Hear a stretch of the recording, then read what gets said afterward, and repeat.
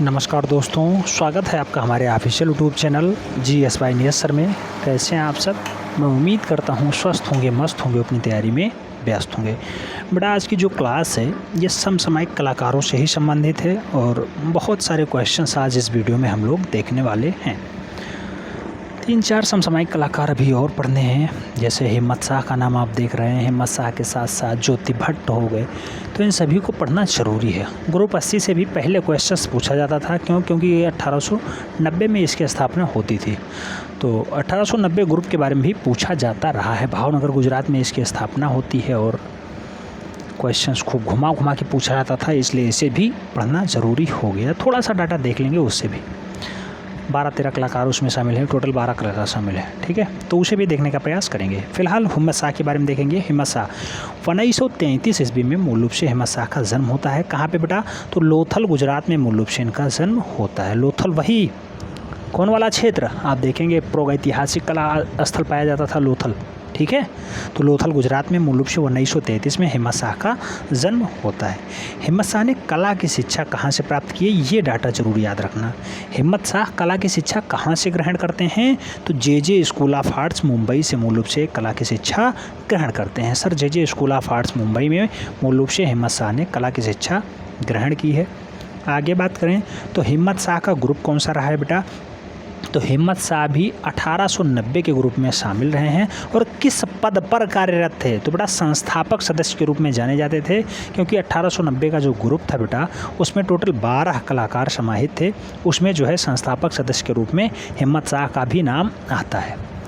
उसमें बहुत सारे नाम हैं, जगदीश स्वामीनाथन हों, जयराम पटेल हों, राघव कनेरिया हों, एरिक बोपेन हों, एस.सी. निगम हों, हिम्मत पटेल हों, बालकृष्ण पटेल हों, N.P. नायडू हों, ज्योति भट्ट हों, राजेश मेहरा हों, बहुत सारे नाम आएंगे, गुलाम मोहम्मद शेख हों, ये सब नाम उसी के साथ में जाते हैं। तो ग्रुप 1890 के सदस्य रहे हैं और संस्थापक सदस्य के रूप में हिम्मत शाह जाने जाते हैं। हिम्मत शाह का जन्म आप जानते हैं कहाँ पर हुआ है, लोथल गुजरात में। कब हुआ? 1933 में। हिम्मत शाह का चित्रण माध्यम क्या था बेटा? ये डाटा इंपॉर्टेंट है। हिम्मत शाह का चित्रण माध्यम क्या रहा है? तो माध्यम इनका टेराकोटा रहा है, यानी मूर्तियों में ज़्यादा काम करते थे। पकी हुई मूर्तियों में जो है ज़्यादा चित्रण का कार्य किया है, यानी मूर्तिकार के रूप में ज़्यादा फेमस रहे हैं। स्मरणीय बिंदु आपको क्या क्या याद रखना होगा हिम्मत शाह से संबंधित? क्या क्या डाटा आपको सदैव याद रखना है? तो हिम्मत शाह को जो पुरस्कार देने वाली संस्थाएँ हैं वो कौन कौन सी हैं? केंद्रीय ललित कला अकादमी नई दिल्ली ने इन्हें जो है पुरस्कृत किया है। IFAX नई दिल्ली ने इन्हें पुरस्कृत किया है। साहित्य कला प्रदर्शनी नई दिल्ली ने इन्हें पुरस्कृत किया है। और जम्मू एंड कश्मीर अकादमी ने भी मूल रूप से हिम्मत शाह को प्रदर्शित नहीं, मूल रूप से पुरस्कृत किया है, पुरस्कार प्रदान कर चुकी हैं। हिम्मत शाह पुरस्कृत भी हुए हैं। टेराकोटा माध्यम में बहुत सारी इन्होंने जो है चित्रण का कार्य किया है। अगला नाम आता है ज्योति भट्ट का। बेटा ज्योति भट्ट का जो नाम है वो 1934 ईस्वी में आता है, यानी 1934 में इनका जन्म होता है। कहाँ पे होता है? तो भावनगर गुजरात में होता है। भावनगर गुजरात में 1934 में जन्म होता है। दिन कौन सा होता है? 12 मार्च का दिन है। हालांकि दिन कभी पूछा नहीं गया है, लेकिन आपको याद रखना है। हो सकता है कहीं घुमा के पूछ ले। मॉडरेट पेपर बनेगा, ये कन्फर्म है। पेपर तो मॉडरेट बनेगा, ये कन्फर्म है। कहीं से भी क्वेश्चंस पूछ सकता है, तो अगर क्वेश्चंस घुमा के पूछे बेटा तब भी आपका राइट आंसर बनना चाहिए। तो ज्योति भट्ट का जन्म कब हुआ है? 12 मार्च 1934 को हुआ है। कहाँ पे हुआ है? भावनगर गुजरात में हुआ है। ज्योति भट्ट ने सन 1954 ईस्वी में कला की शिक्षा कहाँ से प्राप्त की? तो MS विश्वविद्यालय बड़ौदा में मूल रूप से कला की शिक्षा इन्होंने ग्रहण की थी। अभी हमने हिम्मत शाह को पढ़ा, वो जे स्कूल ऑफ आर्ट्स मुंबई से कला की शिक्षा ग्रहण किए थे, जबकि इन्होंने MS विश्वविद्यालय बड़ौदा गुजरात से ही मूल रूप से कला की शिक्षा ग्रहण की है ज्योति भट्ट ने। ज्योति भट्ट को राष्ट्रीय सांस्कृतिक छात्रवृत्ति किसने दिया है? बेटा राष्ट्रीय छात्रवृत्ति जो है भारत सरकार के द्वारा मिलता है ज्योति भट्ट को, तब जाके ये पढ़ाई करते हैं। ज्योति भट्ट प्रिंट बनाने की कला कहाँ से सीख के आते हैं? तो बेटा प्रिंट बनाने की जो कला सीखते हैं वो इटली से सीखते हैं। जब इन्हें जो है भारत सरकार छात्रवृत्ति देती है, उसके बाद ये बहुत सारे देशों की यात्रा करते हैं, उसमें जो है ये बहुत सारा कुछ सीख करके आते हैं। तो इटली से मूल रूप से प्रिंटिंग का कार्य सीख करके आते हैं। Jyoti Bhatt Rockefeller foundation travel grant कब प्रदान करते हैं? तो Jyoti Bhatt Rockefeller foundation travel grant कब प्राप्त होता है? तो 1965 ईस्वी में इन्हें जो है ऐसा डाटा प्राप्त होता है। ज्योति भट्ट को IDR थर्ड फाउंडेशन अवार्ड कब मिलता है? तो JRD नहीं, IDR नहीं, JRD थर्ड फाउंडेशन अवार्ड कब मिलता है बेटा? ये 1866 ईस्वी में ज्योति भट्ट को मिलता है। अच्छा, ज्योति भट्ट से 2-3 रचनाएं इनकी बहुत पूछ ली जाती हैं, जैसे जापान हो गया, या स्मरणीय बिंदु इनकी प्रदर्शनी लगी है, जापान में लगी, इटली में लगी, जर्मनी में लगी, पोलैंड में लगी, नई दिल्ली में लगी, बहुत जगह लगी। लेकिन क्वेश्चंस पूछा जाता है, जो पूछा जाता है उसे आपको हर हाथ में याद रखना होगा। ज्योति भट्ट किस प्रकार की कलाकार हैं बेटा, ये क्वेश्चन छप चुका है। ज्योति भट्ट किस प्रकार की कलाकार हैं, तो प्रिंट मेकर के रूप में जाने जाते हैं। प्रिंट मेकर इनका जो है प्रमुख पेशा रहा है। प्रिंट मेकर के रूप में इन्होंने सबसे ज़्यादा चित्रण का कार्य किया है। डाटा याद रखना है। कहाँ पे इनका जन्म होता है, भावनगर गुजरात में। कब होता है, 1934 में। स्मरणीय बिंदु कौन कौन से हैं बेटा, इनकी प्रदर्शनियाँ यहाँ लगी हैं, आप देख लीजिएगा। Mumbai, France, print बिनाले, Ahmedabad, Japan, Baroda, नई दिल्ली, पोलैंड, इटली और जर्मनी। मूल रूप से इतने शहरों में ज्योति भट्ट के प्रदर्शनियों को लगाया गया है। तो डाटा इम्पोर्टेंट है, ये भी आपको याद करना पड़ेगा। आगे बात करते हैं ज्योति भट्ट के चित्र संग्रह कहाँ कहाँ हैं, मेन रूप से जो है इनके चित्र कहाँ कहाँ संग्रहित हैं। तो बेटा national gallery of modern art नई दिल्ली में भी सुरक्षित रखे हुए हैं। हैदराबाद म्यूजियम हैदराबाद में रखे हुए हैं। बड़ौदा संग्रहालय गुजरात में रखे हुए हैं। ब्रिटिश संग्रहालय लंदन में रखे हुए हैं। Museum of modern art New York America में भी मूल रूप से सुरक्षित रखे हुए हैं। और जो है उफी फजी प्रिंट गैलरी में भी मूल रूप से ज्योति भट्ट के चित्रण रखे हुए हैं। ठीक है, तो ज्योति भट्ट भावनगर गुजरात, जन्म कब, 1934। कहाँ से शिक्षा ग्रहण की, MS विश्वविद्यालय बड़ौदा से। भारत सरकार इन्हें क्या देती है, छात्रवृत्ति देती है। इटली जाते हैं, वहाँ से प्रिंटिंग की शिक्षा ग्रहण करते हैं और उसके बाद जो है बहुत सारी प्रदर्शनियाँ ये लगाते हैं।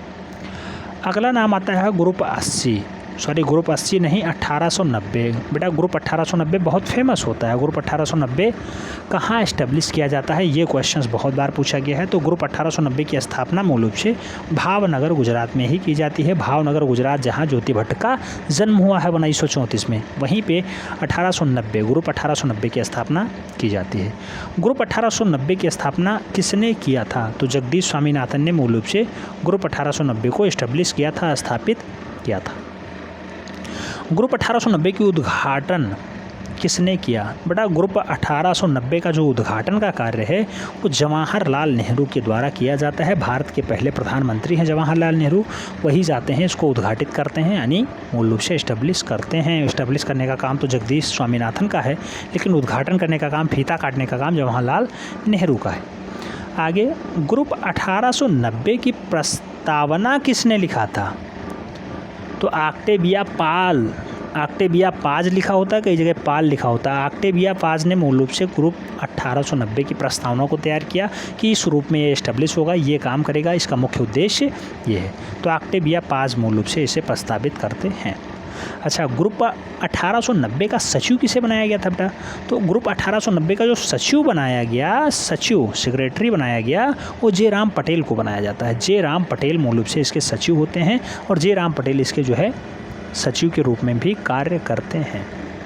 जयराम पटेल इसके चित्रकार भी हैं, 12 चित्रकार टोटल इसमें शामिल होते हैं। उसमें जयराम पटेल का नाम है, राघव कनेरिया का नाम है, एरिंग बोवेन का नाम है, SG निगम का नाम है, हिम्मत शाह का नाम है, बालकृष्ण पटेल का नाम है, JP नायडू का नाम है, ज्योति भट्ट का नाम है, बहुत सारे नाम हैं। तो ये भी नाम फेमस है। आगे बात करते हैं ग्रुप 1890 में कितने कलाकार थे। बेटा ग्रुप 1890 में मूल रूप से 12 कलाकार शामिल थे। और ग्रुप 1890 की स्थापना किसके मकान में हुई थी, तो जे पांड्या के मकान में ग्रुप 1890 इस्टेब्लिश किया गया, जहां जवाहरलाल नेहरू आते हैं, फीता काटते हैं, जगदीश स्वामीनाथन इसे इस्टेब्लिश करते हैं। अब उन 12 चित्रकार के नाम देख लें जो 1890 में शामिल रहे हैं। तो जगदीश स्वामीनाथन, हरि अंबादास गोंडे, गुलाम मोहम्मद शेख, राजेश मेहरा, ज्योति भट्ट, M रेड्डप्पा नायडू, जे राम पटेल, राघव कनेरिया, एरिंग बोवेन, SG निगम, हिम्मत शाह और बालकृष्ण पटेल हैं। ये 12 व्यक्ति हैं जो मूल रूप से ग्रुप 1890 के सदस्य रहे। अगला नाम आता है देवयानी कृष्ण का। देवयानी कृष्ण, बेटा देवयानी कृष्ण की अगर बात करते हैं, ये 1918 से 2003 तक का इनका कार्यकाल रहा है। मध्य प्रदेश में इनका जन्म होता है देवयानी जी का। कब होता है, 1918 में। MP यानी सोया हुआ प्रदेश मध्य प्रदेश में होता है। देवयानी कला की शिक्षा कहाँ से प्राप्त करते हैं, तो मूल रूप से कला की शिक्षा कहाँ से प्राप्त की थी, इंदौर कला महाविद्यालय से कला की शिक्षा देवयानी ने ग्रहण की है। आगे देवयानी के कलागुरु कौन थे, तो देवलालीकर थे। बेटा देवलालीकर बहुत फेमस रटा है, याद रखना है, नाम बहुत फेमस है। देवयानी के कलागुरु कौन थे, देवलालीकर जी थे। देवयानी का कला चित्रकार जीवन साथी कौन है? तो कमल कृष्ण मूल रूप से इनके जीवन साथी रहे हैं। कमल कृष्ण के साथ जो है इनका शादी हुआ है।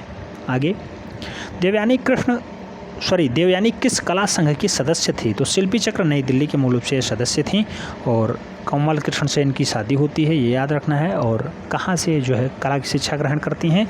तो अभी आपने जस्ट देखा है कि देवयानी जो है इंदौर कला महाविद्यालय से कला की शिक्षा ग्रहण करती हैं। आगे, देवयानी किस कलाकार से प्रभावित थी? तो पाल लीलकर से मूल रूप से ज़्यादा प्रभावित रही हैं। और देवयानी को प्रथम त्रिवार्षिक पुरस्कार कब दिया जाता है? तो पहला त्रिवार्षिक पुरस्कार जो दिया जाता है सन 1968 ईस्वी में इन्हें दिया जाता है देवयानी जी को। ठीक है। देवयानी का प्रसिद्ध चित्र कौन सा है? तो पिशाच नृत्य जो है, पिशाच नृत्य डायबल डांस जो है देवयानी का सबसे फेमस चित्र है, याद रखना है, डाटा पूछा जा सकता है। तो पिशाच नृत्य किसका है, डेविल डांस किसका है? तो देवयानी का है। देवयानी के हस्बैंड का नाम क्या है? कमल कृष्ण है, याद रखना है। देवयानी को एशियाई कला का अंतर्राष्ट्रीय पुरस्कार कब दिया जाता है? तो देवयानी को एशियाई कला का अंतर्राष्ट्रीय पुरस्कार जो मिलता है वो सन 1946 ईस्वी में मिलता है। क्वेश्चंस कई बार घुमा के पूछ लेता बेटा, इसलिए आपको याद रखना होगा। ठीक है, तो घुमा के कितना भी क्वेश्चंस पूछे फिर भी आपको डाटा याद होना चाहिए। जब डाटा याद होगा तभी आप फाइनली सिलेक्ट हो पाएंगे। क्यों? क्योंकि मॉडरेट पेपर बनेगा और चांस जो है लोगों का बहुत कम दिखाई देता है। क्यों? क्योंकि वैकेंसी बहुत कम आई है, इसलिए मेहनत करेंगे तभी आपका चांस होगा। तो मेहनत के बल पे सब कुछ संभव है। हम लोग चाहते हैं कि मेहनत के बल पे आप सभी सिलेक्ट हों जो हमारे यहाँ से तैयारी कर रहे हैं। अगर मेहनत करेंगे, ईमानदारी के साथ मेहनत करेंगे, पसीना बहाएंगे तो निश्चित रूप से सिलेक्ट होंगे, उसमें कोई डाउट्स नहीं। मिलते नेक्स्ट वीडियो में, तब तक के लिए जय हिंद।